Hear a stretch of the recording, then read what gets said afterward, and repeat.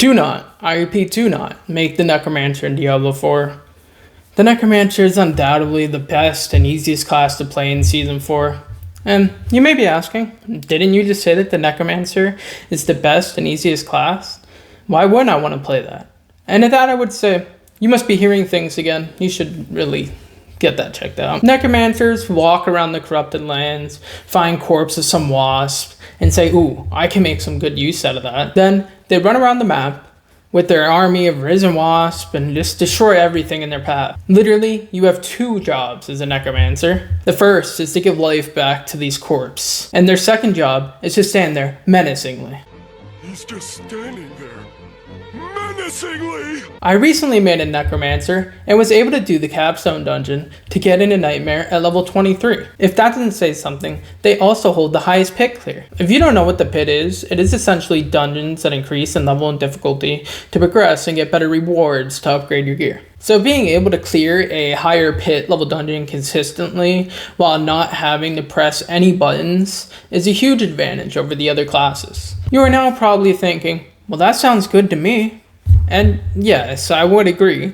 But if I wanted to just watch my minions do all the work, I'd rather just go and watch someone else play the game. Also, Season 4 of Diablo has the most replayability out of all the other seasons that have come out. This is due to EXP rewards being buffed, being able to stack multiple EXP boosting items, and an increase in mob density. Increasing the mob density means that all the EXP boosters are more efficient than they were before, and this means that people are reaching level 100 fairly quickly. If you play the game for about an hour or two every day of the week for about 2 weeks, then you'll get to level 100 easy. I don't know about you, but when I max level a character in a game, I normally just quit out of the lobby, go back to the home screen, and make a new one. Which brings me into my second point about why I'm telling you not to make a Necromancer. Let's say you go against my words of wisdom and make a Necromancer. You do all the things I stated before, raising corpses and stare menacingly, and then you reach level 100 like that. It's faster than the UPS man when you order same-day delivery on Amazon at 4:59 p.m. Then you take a little break and are like, why don't I go and make a new character? Maybe you like summoning things, so you choose the druid. Okay, druids are cool. You get a little worm guy going around the map, poisoning your enemies. You also get a flock of crows that swoop down and peck at creatures. And then you have your wolves that get launched across the screen by enemies.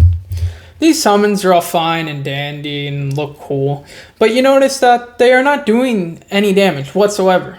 When you cast the ability of the Poison Creeper, that's the only time that you are doing damage, and that is on a cooldown of 20 seconds. The damage output of your summons is nothing compared to the army that is being summoned by the Necromancer of wasps. So what I'm saying here is that once you play the Necromancer, every other class will pale in comparison, which cuts down your replayability that this season is being known for. This then means that after about 2 weeks of playing this season, you'll put the game back down until the next season. Whereas in my situation, I started off as a druid. I got that druid to level 100, and then I made a sorcerer. And in order to play the sorcerer, you need to be able to type at 280 words per minute or have the fastest clicks per second in order to make the class good. I decided to try out the Necromancer. I saw people doing trillions of damage with it, and I was like, why not? I give it. So like I said before, I did the capstone dungeon at level 23 by just looking at my enemies. And I decided that doing that was not fun for me. So then I went back to suffer on trying to make the sorcerer the best class.